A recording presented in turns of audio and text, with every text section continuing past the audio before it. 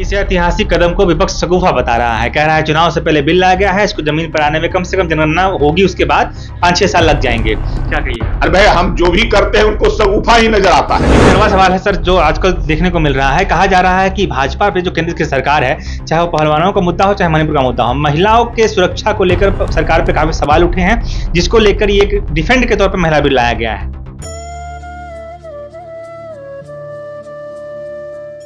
नमस्कार, प्रकाश चतुर और आप देख रहे हैं प्रकाश वाणी। देश की राजनीति में इस वक्त दो ही चीजें चल रही हैं। एक चल रहा है नया संसद भवन, दूसरा उस संसद भवन में पेश होने वाला बिल, महिला आरक्षण बिल। 33% महिलाओं के लिए आरक्षण का बिल पेश हो चुका है और उस पर बहस चल रही है। सबसे बड़ी बात यह है कि एक तरफ जहां मोदी सरकार देश में महिलाओं के उत्थान के लिए, उनकी भागीदारी के लिए बिल ला रही है, तो वहीं दूसरे जो विपक्षी पार्टियां हैं, कांग्रेस और खासकर, वो कह रही है कि ये बिल तो हमने लाया था, इनको बस मोदी जी ने पेश किया है, तो वो अपना बिल बता रही हैं। और ये एक हालत ये है कि कोई भी पार्टी इसका विरोध नहीं कर सकता, जाहिर सी बात है, चुनाव है। तो इसको लेकर हम पूरी क्या कुछ चल रहा है, आखिर ये इस बिल का क्रेडिट अगर जाए तो किसको जाए, भाजपा का इस पर क्या कहना है, क्या ये बिल वाकई राजीव गांधी ने लाया था, तो फिर भाजपा अभी अपना क्रेडिट क्यों ले रही है, सब मुद्दों पर बात करेंगे हम। हमारे साथ इस वक्त मौजूद है भाजपा के प्रवक्ता प्रेम रंजन जी। तो बहुत बहुत स्वागत सर आपका। नमस्कार। क्या कहिएगा, कांग्रेस का बिल आप पेश कर दिए। अब ये कांग्रेस अगर उसका जो है से श्रेय लेना चाहता है तो उनको पहले इतिहास को याद करना चाहिए कि पिछले 27 वर्षों से यह बिल अटका हुआ है। 96 में भी प्रयास किया गया था, उस बिल को संसद में लाने का, नहीं आ सका था। अटल जी की सरकार ने 1999 में, 2002 में, 2003 में, 2004 में प्रयास किए थे, लेकिन उस प्रकार का बहुमत नहीं होना, अन्य पार्टियों का, जो विपक्षी पार्टियां था, उनका समर्थन नहीं मिलना, उसके कारण वह जो है से बिल नहीं आ सका था। लेकिन भारतीय जनता पार्टी के दबाव के कारण 2010 में यूपीए की सरकार ने राज्यसभा में लाया था, जिसमें भारतीय जनता पार्टी के सहयोग से उस बिल को पारित किया गया था।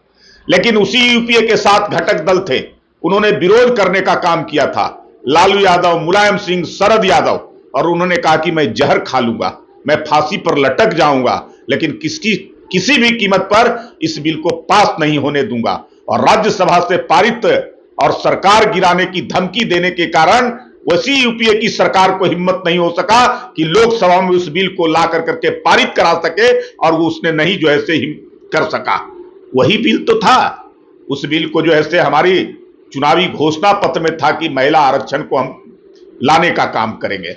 महिलाओं को सशक्तिकरण के लिए उनका जो हक बनता है, उसको हम आरक्षण के माध्यम से उनको हम विशेष तौर पे संसद या विधानसभा के अंदर में हम देने का काम करेंगे। बहुत देर नहीं हुई, कोई देर नहीं हुआ है। हमारी सरकार अभी समाप्त नहीं हुई है, 14 में बनी है और आगे भी चलती रहेगी। हम बारी बारी से एक एक चीजों को हम जो है उसको कर रहे हैं। जो भी एजेंडे हैं, जो भी हमारे सारे पहले से तय जिन नीतियों को हम चाहते थे लागू करना, उन नीतियों को हम कर रहे हैं। और ये तो ऐतिहासिक कदम उठाया गया है मोदी जी ने कि संसद का नया भवन, और उस भवन में पहला बिल, देश की आधी आबादी महिलाओं को आरक्षण देकर करके उसको ऐतिहासिक बनाने का काम मोदी जी ने किया है। और यह काम अगर श्रेय जाता है तो भारतीय जनता पार्टी को और मोदी की सरकार को, कि महिलाओं को 33% आरक्षण देकर करके मुख्य धारा में जोड़ने का, लाने का काम, उनको सशक्त बनाने का काम किया है गया है। इस ऐतिहासिक कदम को विपक्ष शगुफा बता रहा है। कह रहा है चुनाव से पहले बिल लाया गया है, इसको जमीन पर आने में कम से कम जनगणना होगी, उसके बाद 5-6 साल लग जाएंगे। क्या कहिएगा? अरे भाई, हम जो भी करते हैं उनको शगुफा ही नजर आता है, लेकिन देश में एक व्यापक परिवर्तन हम कर रहे हैं।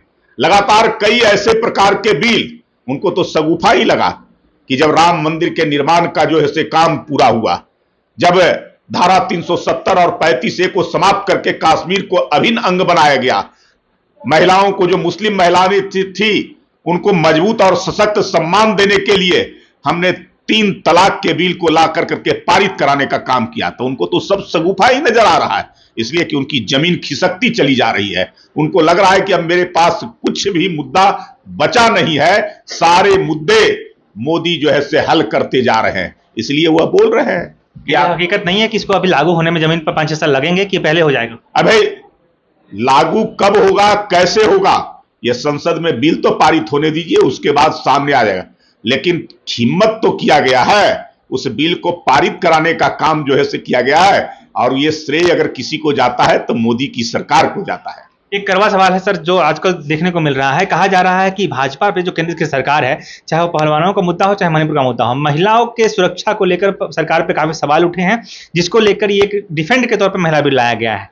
देखिए, महिलाओं की सुरक्षा, महिलाओं के सम्मान, महिलाओं के सशक्तिकरण का जितना प्रयास भारतीय जनता पार्टी की सरकार, खासकर करके मोदी की सरकार में किया गया है, वो अपने आप में मिसाल है।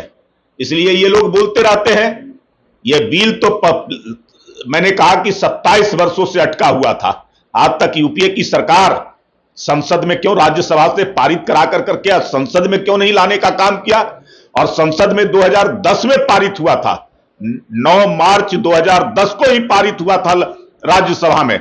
उसके बाद 4 वर्षों तक उस मनमोहन सिंह की सरकार रही थी, लेकिन 4 वर्षों के अंदर में लोकसभा तक ले जाने का हिम्मत उस सरकार ने नहीं किया था। लेकिन हमारी सरकार ने तो उसको पारित कराने का काम किया, कैबिनेट से डिसीजन लेकर करके, और संसद के अंदर में बिल पेश हो गया है और पूरी बहुमत के साथ जो है से अब मजबूरियां सारी दलों की हो गई है कि उस बिल का कोई विरोध नहीं, इसलिए कि विरोध भी करेंगे तब भी पारित होगा संसद के अंदर से। इसलिए जो है से अब विरोध का स्वर नहीं लोग बोल रहे हैं, अंदर अंदर विरोध कर रहे हैं, लेकिन सामने हिम्मत नहीं हो रही है उसका विरोध करने का। तो इसलिए ये श्रेय अगर किसी को जाता है और उनको अगर हम उनको समर्थन करने के लिए मजबूर करने का काम कर रहे हैं, तो ये जो है से हमारी सरकार की ही देन है। एक छोटा सवाल और रहेगा सर, 33% रिजर्वेशन दिया गया है, विपक्ष के पास एक और भी मुद्दा मिला है कि कोटा के अंदर कोटा की मांग कर रहे हैं, मतलब सीधे कैटेगरीज वाइज 33% आरक्षण मिला है।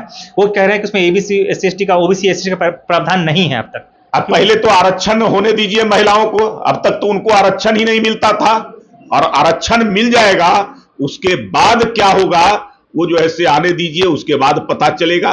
जिन लोगों को पहले से आरक्षण मिला हुआ है संसद के अंदर में, विधानसभा के अंदर में, उनको उसी प्रकार से आरक्षित रखा जाएगा, उनके आरक्षण को समाप्त नहीं किया जाएगा। एक तरह से आप सहमति दे रहे हैं कि आगे उस पर विचार हो सकता है? मैं तो कह रहा हूं कि जिनको आरक्षण संसद के अंदर में, चाहे वह लोकसभा या राज्यसभा में मिला हुआ है, उनके आरक्षण को समाप्त नहीं, उसी आरक्षण के दायरे में महिलाओं को भी आरक्षित रखा जाएगा। चलिए, बिल आया है, बिल आने दीजिए, और बिल आने के बाद जो आगे होगा वो सब पता चल ही जाएगा। तो फिलहाल सुना आपने, हमारे साथ प्रवक्ता थे भाजपा के जो बता रहे थे कि क्या कुछ इसका असर होगा और क्यों कांग्रेस बैकफुट पे है इस वक्त। आप इस मुद्दे पर क्या कहना चाहते हैं हमें कमेंट जरूर बताइएगा। फिलहाल मैं प्रकाश चंद्र, आप देख रहे हैं प्रकाशवाणी।